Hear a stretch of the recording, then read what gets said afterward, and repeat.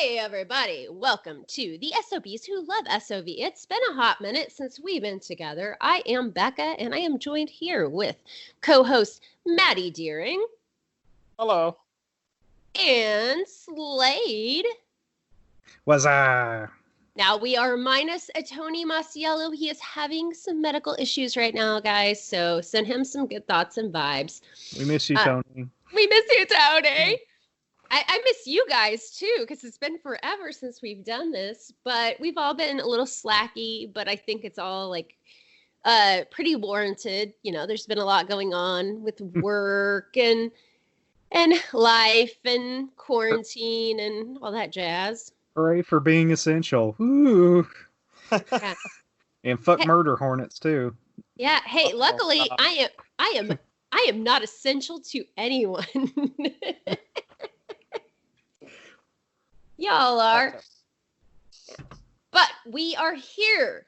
We are here now. That's important to talk about 1988's Woodchipper Massacre from my teen heartthrob John McBride. He's so dreamy.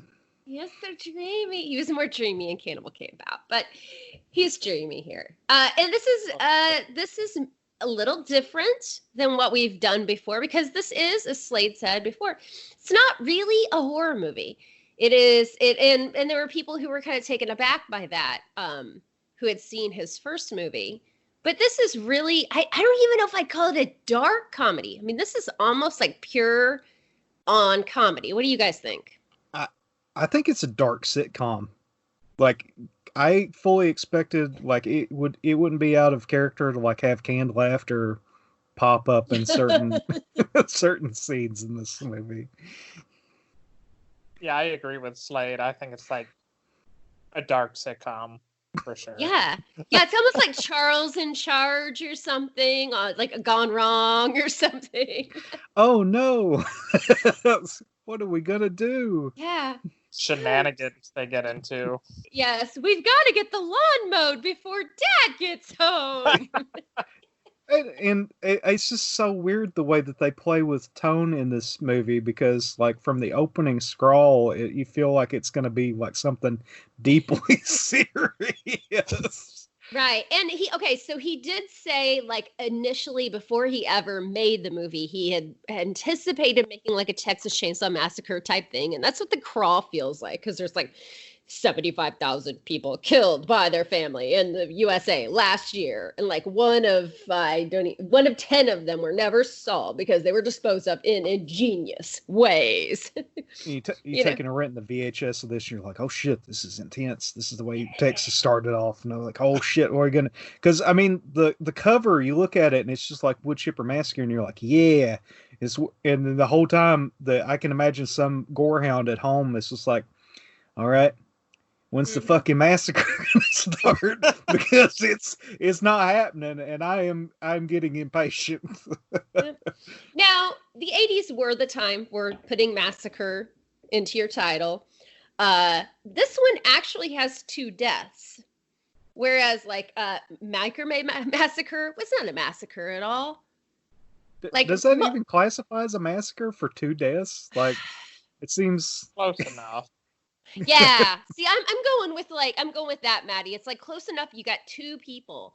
Because I actually looked up like the definitions of like Holocaust, massacre, that kind of stuff before, because this question has come up before. But I think for an 80s shot on video movie, 2 peoples is good enough for me.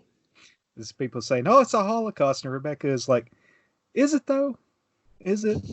A Holocaust is it's in comparison to the population of people. Oh, okay. So it's percentile based. Yeah, it's kind of more of a rate based type thing. Yeah. That's cool. I did not know that. Yeah. It had the rainbow come around and it's like, I know. The more you know, baby, the more you know. So we have like a really cool like montage at the beginning where you think it's like the bad guy, like with an electric chainsaw with an extension cord. By the way, my neighbor has everything like that. Like his Uh-oh. mower, his weed eater, everything has an extension cord. It's so lame. I thought it was that part was really cool, especially like the establishing shots with the wood chipper. Like it just kind of set a mood that it just totally ruined like 5 minutes later. Yeah. And the fact that they can't have like gas like chainsaws and stuff, but they can rent that enormous freaking Huge. wood chipper. Oh my god, that's like, yeah. Go ahead, Maddie. Oh no, I was just gonna say I think it's hilarious when that guy scares him when he's like playing with the wood chipper. Yes. What a joker that dad is. Oh, What a son, good I'm sorry. pop-up scare. Didn't mean to make you jump into the wood chipper. Now, I didn't listen to a lot of the commentary because I only had one chance to watch this. And, I mean, I've seen it before, but I haven't seen it for a while. And usually I'll put on like the subtitles if I'm doing the commentary. I could not get the subtitles to work on this. So, but I did listen to a few things. That it was I sent you guys a screenshot. I'm like, the editor at Camp Retro was gone that day because it said the commentary with Mike Polonia and John J.O.H.N. McBride. Yeah. Oh, love it. Wonderful. Yeah, wonderful. But yeah, so there were a few things that I caught, like from the little bit that I got. And so they really did rent that wood chipper. And it really was there for a weekend. And so they had to get everything with the wood chipper done before they had to take it back to the rental center. And could you imagine if somebody from the rental center actually saw this movie and they were like, oh. Those are those pieces of shit that had like red food coloring all over the insides of the. Hey! The Caro syrup was just gonna dude, those kids out. wiped that down great at the end of this movie. By the way, They did. They really did. Oh. Spoilers. But yes. Oh God. Denise in this is, oh God. I get Denise Adil, I guess. She's so wonderful. yes. Both the kids, honestly, were actually really good actors, I thought, for considering that this is kind of the only thing they ever did, from what I understand. And that was one of the things I did pick up was Tom and Denise. And of course, like Cannibal Came Out, everybody's name is their name in this, conveniently. So Tom and Denise were actually two child actors that John McBride saw in a local production of South Pacific, and he was impressed by them and hired them and kind of wrote it around them. So he had kind of thought it was going to be more horror, and then he got these kids in, and he decided to make it campier and write it around them, and it works really well to me. I think so too. Definitely. I think what was the budget for this? Around what, $400 or something like that? And 350 of it went to the wood chipper. Probably. More than likely. The other 50 was the chicken that had to be cut up. Aunt Tess's wig probably was a couple bucks thrown in there too. $5. If that. $5 is probably generous to say. So of course, the basic thing is the dad is going away on a business trip, even though there's a college age brother there with the two teenage kids. He decides to get Aunt Tess to come and stay, and for whatever reason. And Aunt Tess is John McBride's mother in like the worst like yarn wig ever to be spray painted silver. Oh my gosh. It's her acting in this was delightfully terrible. Like I rewatched this again with my wife, and she the whole time she was like groaning. It's like she is terrible. Oh my god. Okay, we should mention that Samantha, Slade's wife, shout out to Samantha, is also a drama instructor for a high school. So that should tell you something.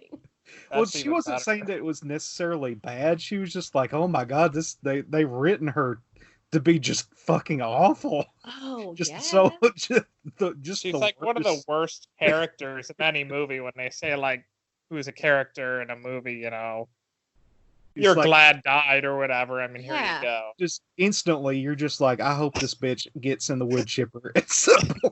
Well, and she plays it so nice when Dad's still there.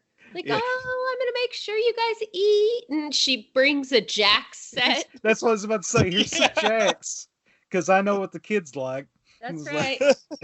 What I found at the dollar store. Yeah. Oh, and then he takes and leaves them with Aunt Tess, and I can't remember. No, it's before he goes to the bus station to take and pick her up. I remember like when I had taken and picked up the Camp Motion DVD. I believe, did I send it to you? I think I sent it to you, Rebecca. Yeah. The video of him driving off with that ridiculous music. I laughed so hard at that. It was wonderful. It's still, even though I've watched this movie several times, it still cracks me up because it's just Casio keyboard. Okay. And I put on here, I'm going to try to do this. I probably will actually like put this in as a soundbite, but yes, please. A lot of times the theme that would play has that Brady Bunch, Hawaii, Bobby Brady Magic Tiki sound. Like, I'm going to try it. It's just thrown in there. Perfect. And the commentary, he said, because I watched most of the commentary, that the music was like pre-recorded before they just had to put it in the movie later, so it wasn't like set to the movie. Oh, okay. So they just take it through. That. Yeah. Now I'm saying that it sounds ridiculous and stuff, but I mean that in the best possible way because I really enjoy this movie. It's so much fun, and Samantha really enjoyed it too, which surprised me. It's actually her second shot on video film that she's ever seen. So ever seen? Yeah, I don't expose her to. What was the first? Oh, Rebecca knows exactly what the first is. Probably Redneck Zombies, I would say. Oh, of course, yeah, of course. If she's never seen Tobacco Man, she ain't seen nothing. If Horror Hound is back up next year, and I have the ability to, I think I might try and cosplay as Tobacco Man. You have to. I've been waiting for you, boy. I've been waiting. Oh, and you could even have like a fake like truck front, for your tobacco truck. And oh yeah. Oh god. Oh man, I'd help you with this. Oof, all over it. Oh, that sounds like fun. Nobody would get it though. I would. You would, and God. Well, yeah, you be the only one. No. If you did it at Gross Fest or Tampa Bay Screams, I bet somebody else would get it. Yeah, I'd imagine so. Because all the cool people are there, or Cinema Wasteland probably too. God, I want to take and go there next year too. I was hoping to go this year, but then the Rona happened. So yeah, the Rona. So, Maddie, you're the last one who got to go to a con, right? Because you went to the one in Pittsburgh. Yeah, I went there and then I had my premiere literally like a day or two before everything shut down. The weekend before. Yep. So I did Horror Realm. Yeah, and I started my crowdfunding like that same day, and then it was like 2 days later everything shut down. Yeah. We got right in there. Perfect timing. And you guys if you haven't already, go and support the Embalmers. We've got how many days are left now? Oh man, I think I need to make a post tonight because I think there's 7 days. I wanted to do a Samara thing. You need to plug your shit, woman. I know. Oh, I do. Oh my God, are you kidding me? I know, but I mean, that's all I fucking do. No, but I wanted to do like a Samara thing, like 7 days. Yeah, I just pre-ordered a Blu-ray. Thank you. Oh, you're welcome. Thank you to everybody who has, and we'll make this. We're gonna make it happen. We're gonna make it happen as long as, of course, as long as the Rona doesn't get all of us. Okay, but we're going back to the fun movie that is Woodchipper Massacre now. So her mood changes the instant the heat pulls away. And then she's just like, I'm going to make dinner and blah, blah, blah. And she makes, is that like ear casserole that she made or what is that? I don't want to know. Samantha was like, what the fuck is that? She didn't say it like that, but she's like, what the hell are they eating? Yeah, so Maddie, you listened to the commentary. Did they say what they put in that? No, I don't believe they did. Because, I mean, it was like... ask the real questions on these commentaries. I know. Mike Polonia really sucks at these. I had to ask Todd Sheets, like, what, in Bonehill Road, what Douglas Epps was feeding them at the table, like, because they was never addressed, because it was like, what the fuck, is that meat? What was it? It was it was like a veggie, like a vegan. Yeah, because Millie, it was a vegetarian. I know. Yeah. A couple of them were vegetarian, but it's still, they made it look gross. It was really gross, and as this was too. Yeah, it was stringy. It was like the mushrooms that you pick in the woods, and like some like leftover pancakes and some ears, and maybe like cream of mushroom soup all put together. You got to fatten them up because they're practically wasting away. What would she say? Except for the girl, of course. The girl's like, "Well, you got some color to your face." That's not the thing you say to the girl. No. Ugh. But so I love how then they go to watch a movie on the couch, and John is supposed to go out. Of course, she doesn't want John to go out. Even though that was like the whole point, right, of her being there is so that he could have some time. But they sit there on the couch to watch this movie because John's like, I want to go out. And the kids are like, no, you don't. Come on, really? You want to stay? Well, I mean, I thought that was hilarious. That like this, like totally cementing in this woman is a complete bitch. Is like, you're not going out with some whore, some hussies. It's like, oh my God, well, how are you jumping to that conclusion immediately just because they want to go out on a date? It's like, no, just she has to be a complete slut because she wants to go out on a date with you. Oh, but I love it how she starts telling them, people watch this trash now, and that's what, like, kids are murdering their babies and blah blah blah, all this other stuff, and then Tom goes, hey, speaking of, how's your kid doing? Yeah. And they just kind of look over at him like, oh no. He just did. Son ever get out of prison? Mm-hmm. Mm. Yeah, and we didn't mention that the son is in prison, but he got out, and it's like the dad is like, oh, poor Aunt Tess, and the kids are like, oh, our cousin was like really messed up. Yeah, he's scary. It's real scary. So the next day, it's Saturday, 11:32 a.m. It was always like it was oddly specific with the time, like the exact. And it was time. Written out. Yes, right. Like, every time it was like the words. This is when shit is happening in the morning. You need to know the exact time. Like that's about when I'm getting upset. But it starts out pretty standard of like, this kind of like reminds me of the template for like, don't tell mom the babysitter's dead or something. Yeah. Okay. So that wasn't just me. I was like, of course, John has to go out and do yard work because that was what the dad told him to do. And she's actually kind of cool with that.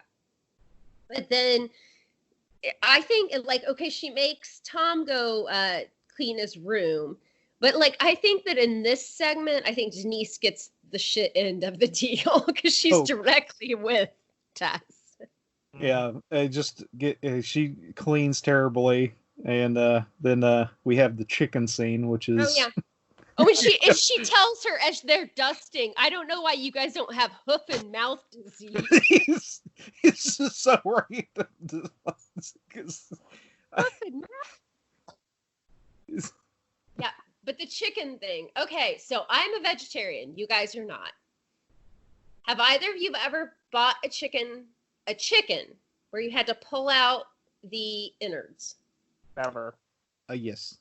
Oh, well, Slade doesn't count because Slade comes from Kentucky. We're going with Maddie's answer here.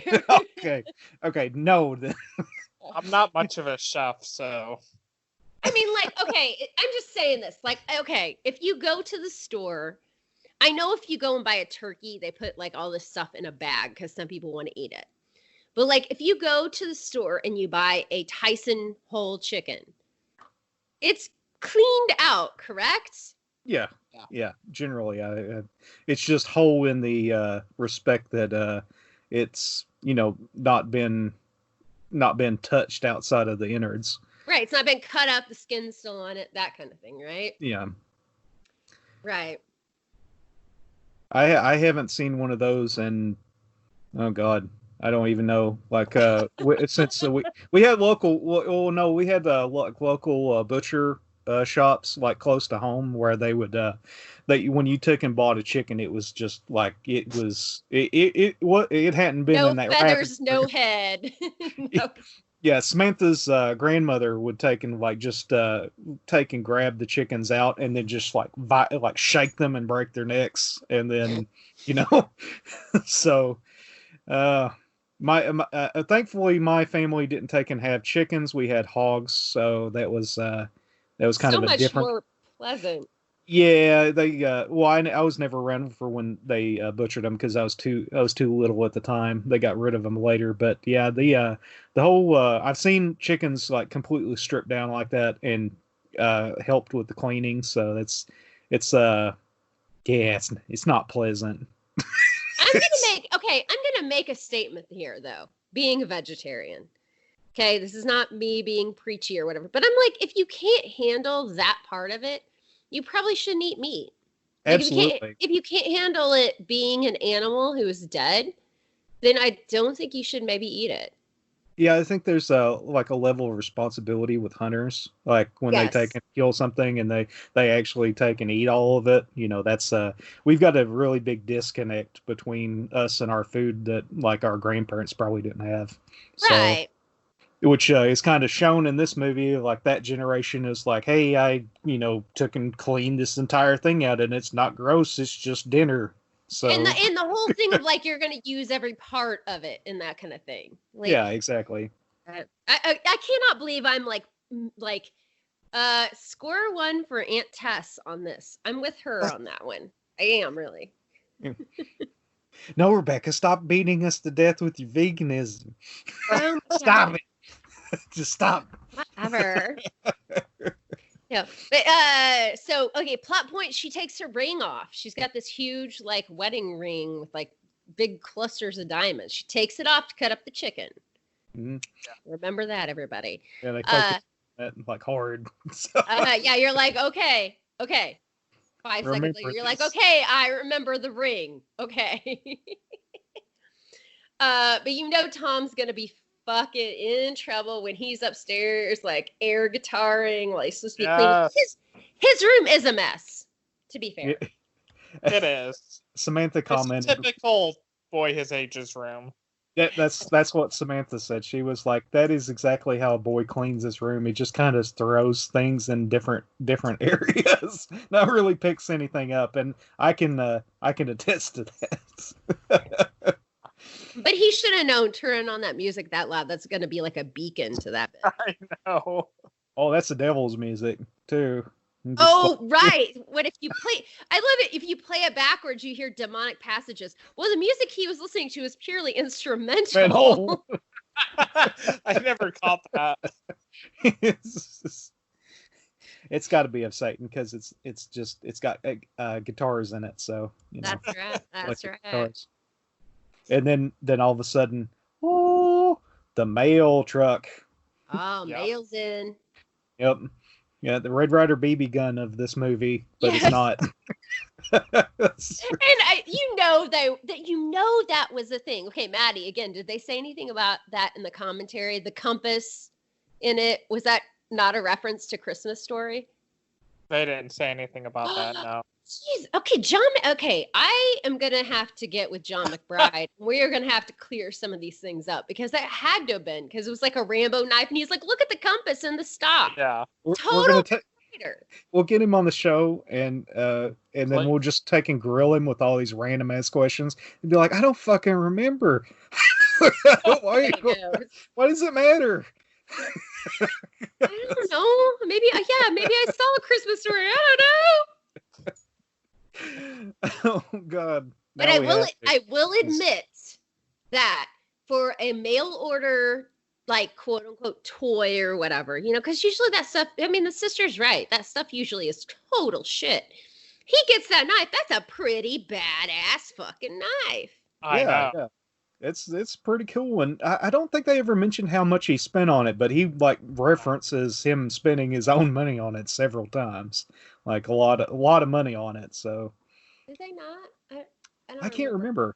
I watched a lot of Brady Bunch while I was watching this, so I'm like, there were a few mail order things on Brady Bunch that are clouding my memory. But do you remember, Maddie? If he mentions it, I don't think so, but I don't know for sure. It's asking the real questions here. How much was that knife? And where did it come from? Was it part of the budget or was that? Well, his dad gave him part of the money too. Because she was like, your dad lets you have this. He's like, my dad gave me the money, part of the money. But he won't buy him that fucking 10-speed. I know. I was just going to say that. Not yet. Yes, because he's not old enough or responsible enough for a 10-speed. But, a big freaking, he can have an implement of death. That's not to take and just whittle with, kids. That's something you go stab with. That was that was something that you go kill the chicken with. But here's where the comedy starts. So, of course, Tom and Tess are fighting because he stands up. I'm all with him. He stands up to her because she's like, give me that knife. And he's like, no. Yeah. And you can see Denise kind of look over like, oh. Oh, no, he didn't. Oh, Denise and her banana comb. Her green swash watch. I had everything that Denise had in this movie, by the way, except for braces. I had braces, so. There we go. So we're a package deal then. I mean, I think I even had that shirt. If I didn't have that shirt, I had something damn similar, Pastels and lots of perm and hairspray. Wonderful Trapper Keeper. Oh, yes, she had the Trapper Keeper. That's right. But I love it. So basically they get in a fight and Tess falls on the knife, which I didn't really pay attention. I mean, he keeps saying that that's what happens. I didn't really go back to watch. He's lying. Yeah, she did not fall on that knife. No, not at all. Because it stabs her before she falls on the ground. It looks like. I was kind of I was almost with that plausible deniability. I'm like, Tom, yeah, she fell on the knife. She totally fell on the knife and instantly died. Yeah. She was dead before she hit the floor. It was You don't say the murder word. But I love the kids' response to that. And they're like, do we call 911 or not? And the whole exchanges. Oh my God. And then when Denise says, I just got to do this. You're in trouble. Just like 2D from the Facts of Life. I'm pretty sure they don't fry 13-year-olds. They don't fry you till you're at least 16. Oh, when she starts to say, "Oh, I'm gonna get kicked out of the Girl Scouts," and it's, oh god, like every line that they take and say with that, like if they put in a long enough pause, they could just throw in like canned laughter. Exactly. And it would fit in just perfect. Yeah. And then you'll never get that 10 speed now.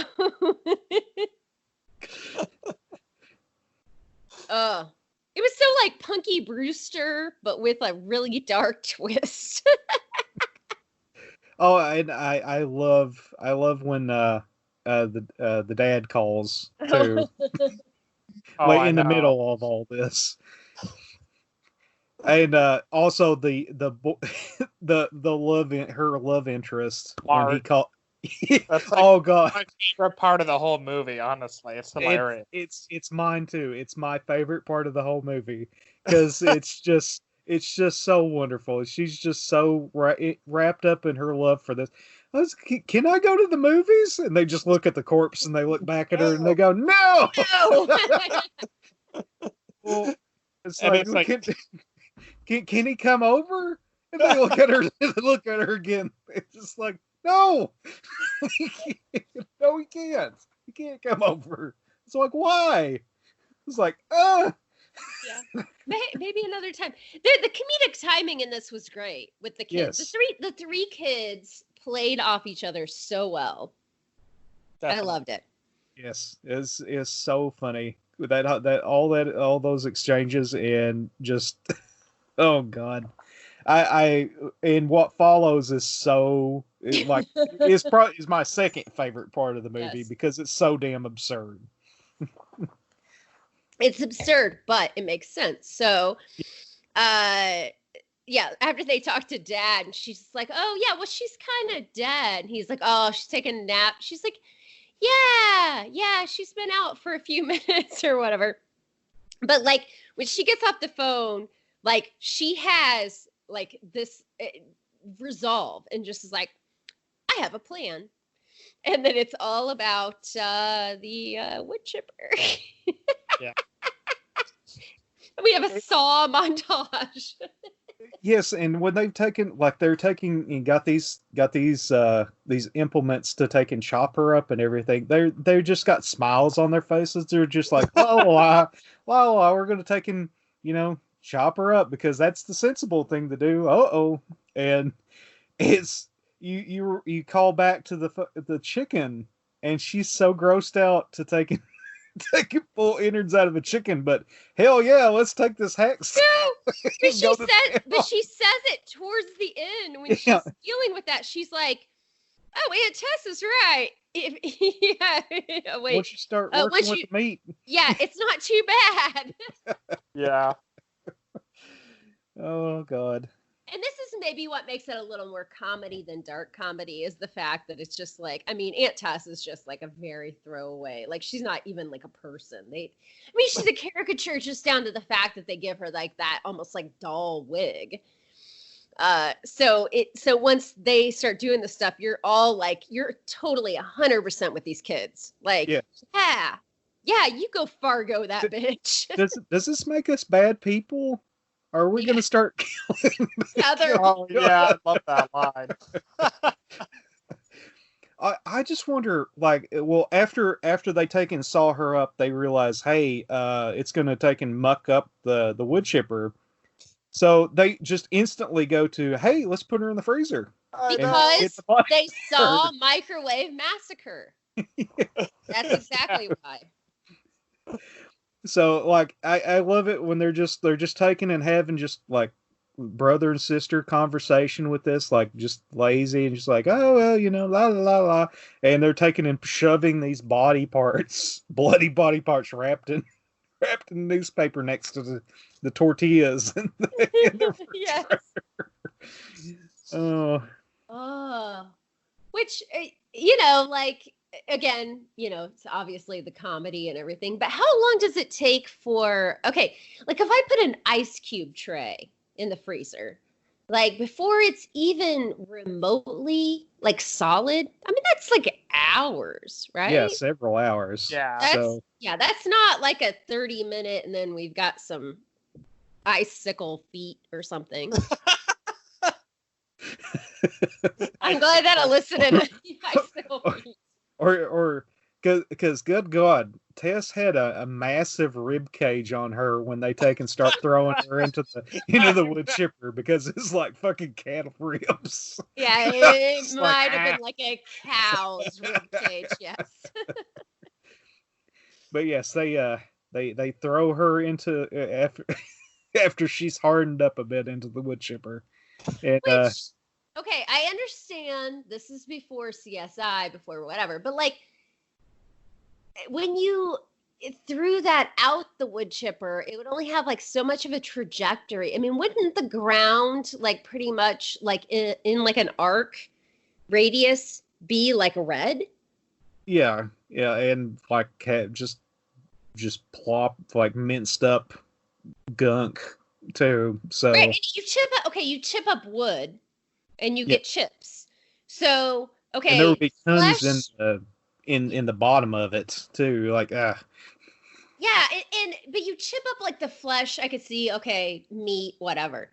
But like the bones, aren't there just going to be just like pieces of wood? We're just going to have bone chips everywhere. Like somebody's not going to notice that. Like when they go to mulch the next season. Yeah, they cleaned all that up. And that's what.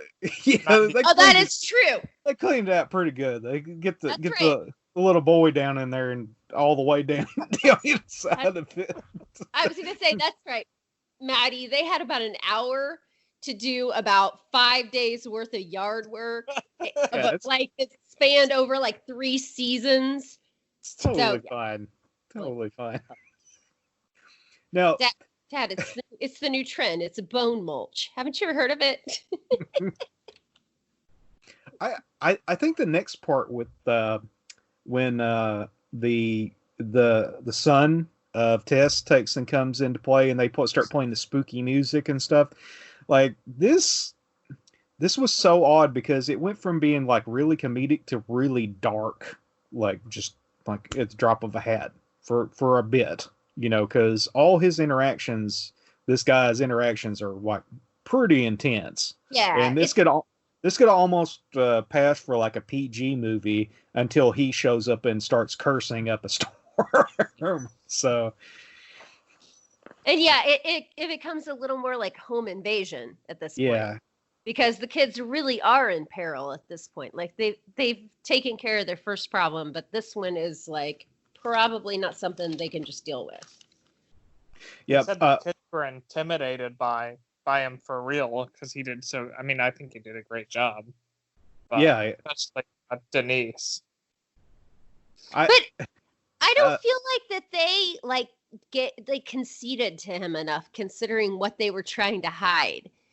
I mean, I know, like, just give him whatever. Like, I know they were trying to be coy, like they knew where the money was, but they didn't want to tell. It's like, no, just tell him where the money is. Just tell him. Tell him wherever. What? Come on, just do it. So, Samantha said that he looked like an older, eviler version of Tom. So I was like, maybe he might be related to him. I don't know. Good cast. So now the kids, they think Dad's going to be back this Sunday. They think he's going to be back at 5. Now he calls and he got everything done, and he's going to be back at 2. Yeah. So, he's going to be home a little bit earlier, and Tessa's son is trying to squeeze his mom for a little bit of money because he's in debt to some bad people. This is where the ring comes back into play. He sees the ring on the counter and he's like, Mom wouldn't do this, whatever. And like, Denise is like, no, I mean, she probably just like forgot it, when she was like cutting chicken, whatever. But then like, he's like saying like, he's going to sell it. And she like questions him like, you're going to sell her ring? Why don't you just go, hey, here's your mom's ring. Why don't you go hawk this and get the hell out of here? Yeah. I love too after that after he finally accepts that she's left and taken the ring, he automatically jumps to the conclusion that everybody has a stash of cash around their house, and I was just sitting there thinking like, wow, does everybody really have a stash of cash? Because I sure as fuck don't. No. It'd be awesome to have like a couple mason jars with some money in the back. I got a change jar and maybe like $8 in my purse, everybody. Just saying. You could take and check my couch and maybe find like $2 or so. So I mean, I don't even have hey, for any of you out there who are listening, whoever would think about robbing me, I don't even have jewelry or anything. I have like a TV that has like no like resale value. Like, yeah. That sure as fuck sounds like something somebody with a lot of money in their house would say, Rebecca. Oh, God. I'm looking at my vintage Snoopy lunchbox over here that I paid about $8 for. And yeah, it's looking pretty good, kids. I don't know, some of those shot on videos that are they're out of print are kind of expensive now. You know what? You know what? If somebody wants to come in here, like a robber wants to come in here and like inventory my house and tell me what's worth shit, I'm totally good with that. Because I have vintage Barbies that aren't worth shit right now because of the market. So I'm good with that. You just have a robber come in and be like, oh, there's somebody broke into the house. There's like, there's nothing disturbed. And then you go back into your back room or wherever you keep your Barbies, and then they're nowhere to be found. Like, that son of a bitch. Twirly Twirls came back in the market. God damn it. They knew the true treasures. Oh, God. All right. Segue. Okay, so this does get a little like kind of crazy. So John finally comes home, and Kip, who is the Kim or Kip? Is it Kim? It's Kim. I thought it was Tim, but I looked it up and it's Kim. Yeah, I didn't realize it till the credits. But he knocks him out, and I don't know why they didn't use that to their advantage. It's weird, but like, I mean, the sister starts saying like, "Oh, we got a TV, we got this VCR, this computer. It's all worth like $10K, blah blah blah." She's kind of like working it right there. Yeah, and then we got this other thing, but I don't know. It's like. It's this machine, and it's like $10,000, which is like, fucking brilliant. I want Denise on my team if I ever have like somebody break into my house. Yo, Denise. But yeah, so they end up putting him in the Woodchipper. And they find out you can put whole people in that thing. You can put whole, like I put that. I was like, you can put whole people in it. Yeah. Oh, who knew? And it's like, ew. and the dog that comes up, I did see that in the commentary that the dog came up. That was not planned. Yeah, so perfect. Like nom nom nom. Get out of here, doggo. Yeah. Get out of here.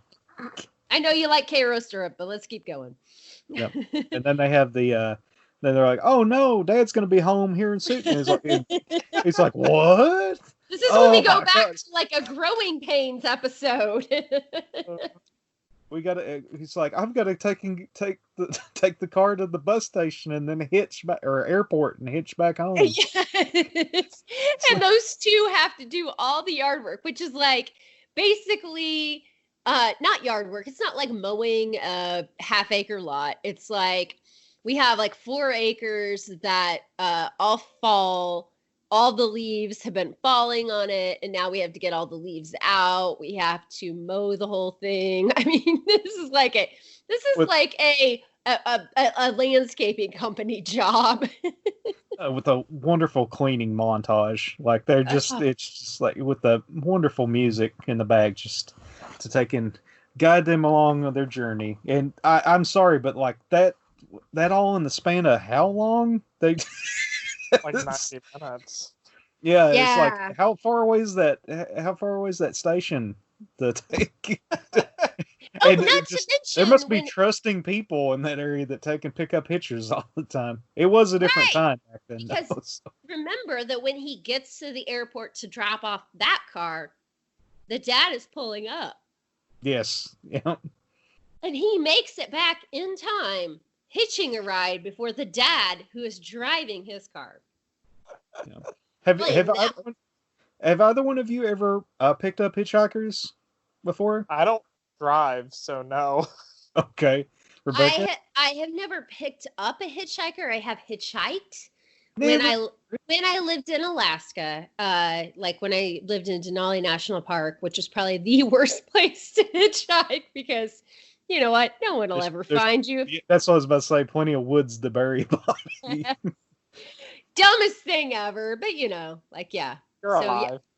Yeah, I'm alive. Whatever. I'm here to talk about it. But yeah, but I've never picked up a hitchhiker. I picked them up for years because, like, I was just, I don't know. I always had like a soft spot for people in bad situations, but no, like that shit very rarely happens. It always happens to other people, not to me. But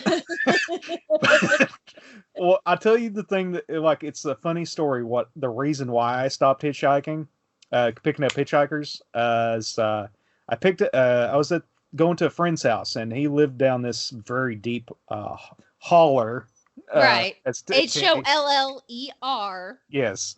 A hollow for those that don't speak the lingo. But anyway, there was a fellow at the end of it that was hitchhiking, wanting to take and go down into it. He lived at the far end of it, and I was just like, fine, it's whatever, because I always kept a gun and a knife in the car underneath my seat. So I was just like, well, I'm just gonna have to take matters into my own hands if things happen, which, you know, I probably would have bitched out if it actually had happened and be like, all right, just take the money, get the fuck out.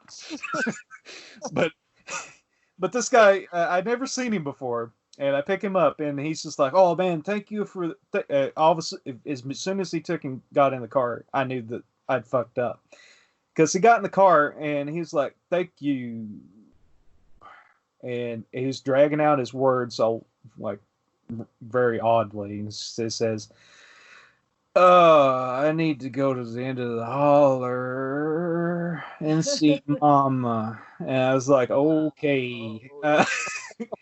It's like, okay, well, yeah, it's no problem. I got a buddy. I'll take you as far out as I'm taking to driving down through there, and you can take and walk the rest of the way. He's like, I'll ride with you. I was like, okay. Here we go driving. So. And ever since then, Slade has looked at every French fry that he's eaten at a diner. Well, it gets worse. He takes and is sitting there, and I'm a big guy. I'm like 6'5", and the guy next to me, he's around my size and probably weighs about 50 pounds more. So he just turns around and looks at me, and he goes, "Do you like knives?" Oh. And I say, "Yeah, I've got one on me right now." So I've got a pocket knife and I've got a big Bowie knife. And he says, can I see it? I say, no, you can't. You can't see it. He's like, no, man, I really like knives. I'm good with them. And I say, I'm sure you are. I'm sure you're great with them. He says, I'll take and sharpen it for you if you show it to me. And I say, well, my friend's house is like just right there, and it's totally not. I'm driving past. Right, because you don't want to like ditch him right by your friend's house, or he's gonna be like killing you guys tonight. Exactly. And he goes, oh, okay. Thank you very much, sir, for the ride. God bless you. You have a good evening. And I say, oh, God bless you too. You have a great day. And then as soon as I start to drive away, I urinate on this. No, but, now you're just like, hey, can you give me the coordinates to your still? I drive up the road, and I tell my buddy what happened, and he starts laughing his ass off because he's like, "Oh, you picked up old Rick." And I said, "What do you mean I picked up old Rick?" I said, "He's just slow. He takes and sharpens people's knives for money." He wasn't going to take and do anything. I was like, man, I thought I was going to get fucking murdered. And you're like, I need to go back out and find old Rick to give him my knife so he can sharpen it for money. He's just slow. He's super sweet. He goes gets groceries for my grandma sometimes. Oh my god! I was like, okay, that's fine, but I never. My ass did. No, my ass. That was from God. God was like, no, this like I'm gonna give you a freebie here. It's like, don't pick any fridge jackers. Next time it's Hills Have Eyes, bitch. Next time it's for real. Somebody's gonna be taking a Polaroid of you in the car, so just keep going now. But yeah, that's my. I'm sorry to get out on a tangent, but I love I have so many stories. Oh man, that one is so good though. Yeah. But yeah, he's I hope he's doing fine now, and I hope he's got. I'm sure he is, Wade. I'm sure he is. It's the way you tell somebody when they're like, "Oh, I think my dog just ran away." Oh, I'm sure he found a good home, Slade. I'm sure he found a good home. No, everybody's taking and saying such nice things about him. He's just taking and going home and just smiling and polishing his skulls on the mantle. Right, exactly. He's a great guy. He's like, I'm sharpening my knives on like the femur bones of humans. Oh. With his fucking skin lamps that look like it's something that James Bell made. Just fucking shout out to James Bell. Your skin lamps are fucking awesome, dude, but they're creepy as fuck. Yeah. Oh God. Okay, so back to Woodchipper Massacre. So the kids derail that train. Oh no, that was a great derailing. Great. But basically the kids have all the, yard work done. They get it done just in the nick of time. John shows up just to take the mower, whatever, and they're all like in the garage just hugging each other. And it's like, oh, and then the dad was like, oh, because they've already told him that Aunt Tass has left or whatever. And I think it's Denise that says, oh, I'm sure she'll be showing up from time to time. But oh, oh, God. It's just like, oh, you helped your big brother without even being asked? Well, you know what? You get that 10 speed. Get that 10 speed. It's just a perfect ending. They're just like, yay, we killed 2 people. And we're getting away with it. And we're totally not going to ever mention it again. If you just took the framework of the movie of like, okay, 3 kids left alone, weird shit happens. Okay, it'd usually be like they threw a party, right? And there was all this weird shit happened. They had to clean it up. And like down to the very last second before mom and dad get home, blah, blah, blah. I mean, we're talking like total 80s romp comedy. Yeah. Except for 2 murders. It's like me and Maddie sitting at the table at Thanksgiving and just having a drink and just being like, Maddie, you remember that one time when Dad left and we murdered those 2 people? Remember that? I still haven't told anybody. Have you? No. No big loss. We're good. We're totally fine. We're not going to have any lasting psychological issues. Right. It's not going to be 20 years from now. We're not going to get a paranoid call from each other being like, oh my God, I got this like phone call and they hung up and I swear to God it's Aunt Tess. They fucking know. They know. You didn't tell anybody, did you, you bitch? Oh my god. Oh god. Okay, let's rate this because it's fun. So let's start, Maddie. You've been like the quietest one. You've been like the Tom of this. I'm the Denise, and I think that Slade's been the John. Oh well, that sounded bad, but yeah, I've been called worse. That's fine.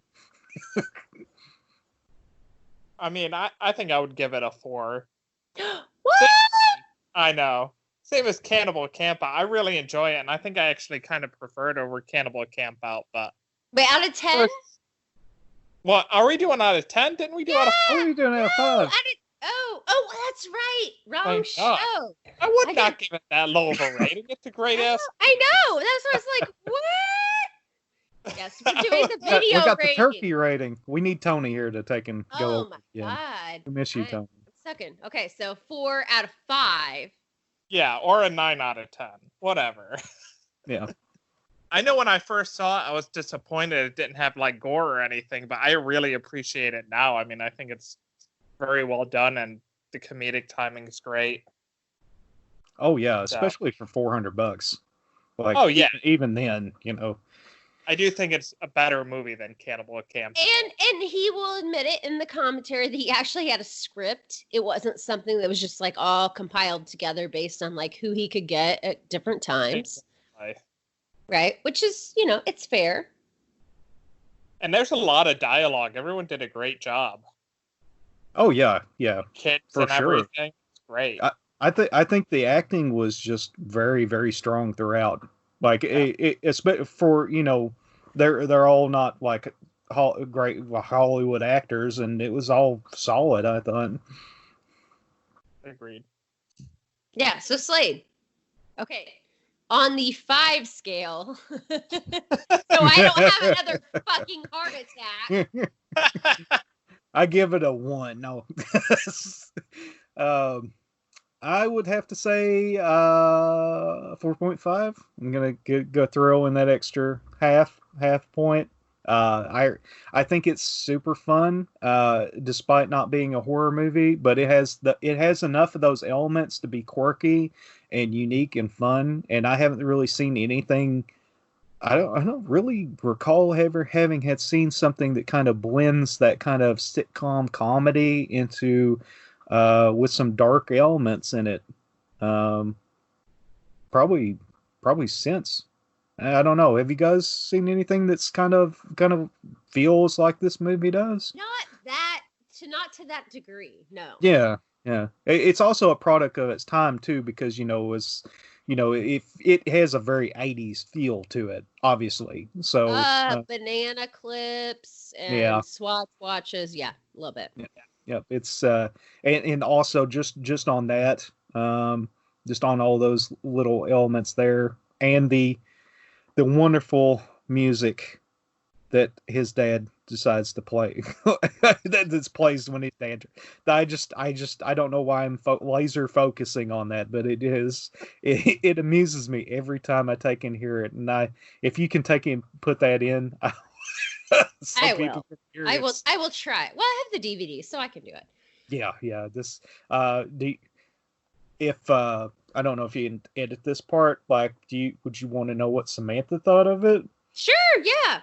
Okay, let me ask her if she would like to take and Samantha. say anything, because she's shy. We want to hear Samantha. Okay. Samantha rocks. Hold on just a second. Here she is. I had to take in. Yeah, we want to hear your thoughts, Samantha. Okay. Yeah. Okay. Here I'm putting the headphones on her so she can hear you. All right. We want to hear your thoughts. Oh my gosh. Hi, Sam. Hi. Hi. Hello. How are you? Good. So, what are your thoughts on this great movie, Woodchipper Massacre? I was told that the scale is 1 from 5. Mm-hmm. And to Slade's chagrin, I give it a 2. A 2?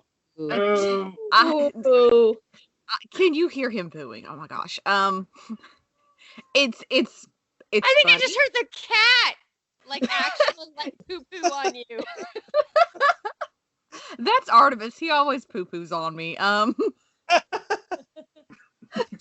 See? All right. So, okay, let's hear it from a okay. So Samantha is an awesome, awesome human being.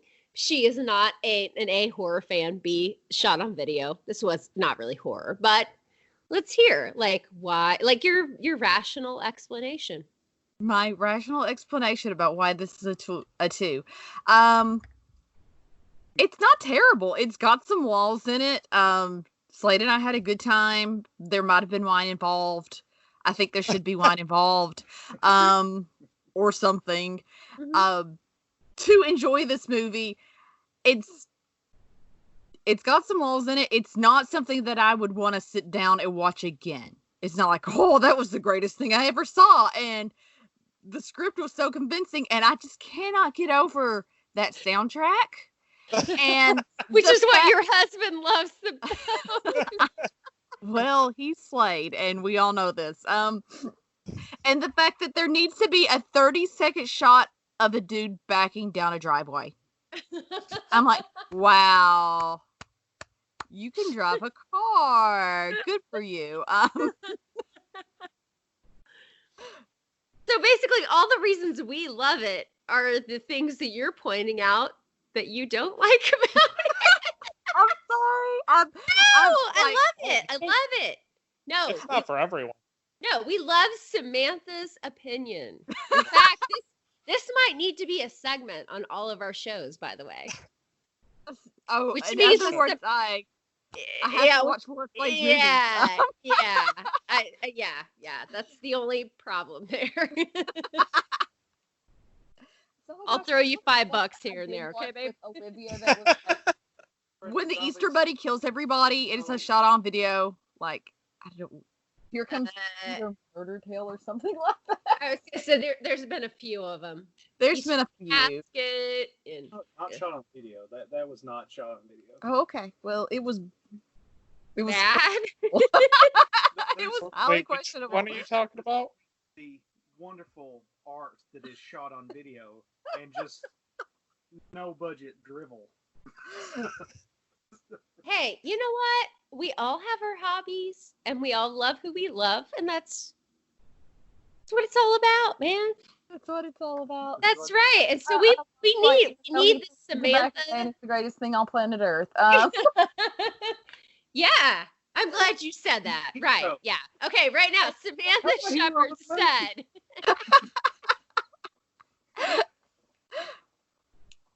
Okay, well, I'm glad I've entertained people. So yay me. All right, love you, lady. All right, here's Slade back. So if you want to know what other people think of the movies that we like, fucking dude, come on now. Oh man, a two. A two being nice. What? like, bitch, make me dinner. Make me a pot pie. Yeah. Oh, yeah. No, I don't think I've given my rating. I'm gonna go like 4.5. It's so amusing. I love it. I think I can't remember exactly like renting this when I was a kid, but I know I did, and I know there was like a weirdness of it really wasn't a massacre, blah blah blah. But it is one of the ones that I loved, and so I whatever. I don't care. I can appreciate the comedy for what it is now. 4.5. Yep. Yay! It's better than 2. Mm. Yeah. By the way, hers does not count in the average. She is an adjacent judge, I guess we could call her. She's the outside the sphere person taking looking in and be like, why are you watching this? And maybe she can tell us what her favorite movie is. And we can review that. Yeah.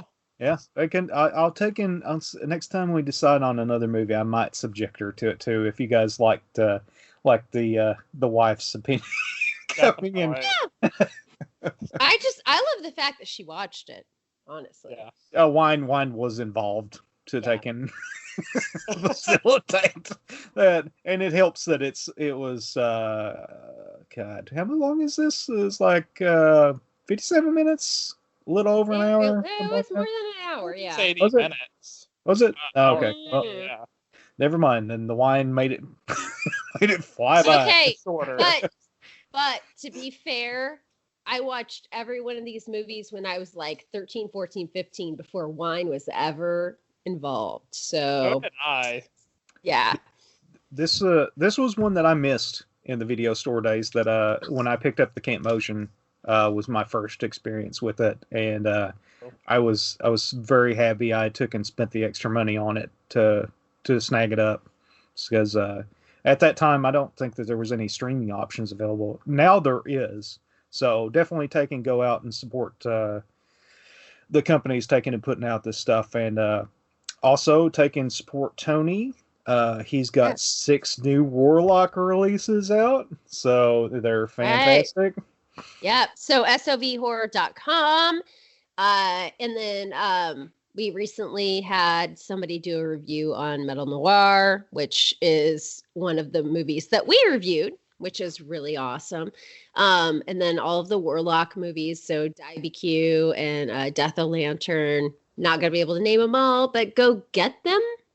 Yes. Because you're stuck at home and you want something to watch. You want something good to watch. And they're very reasonably priced. Yes. Very. Yes, definitely.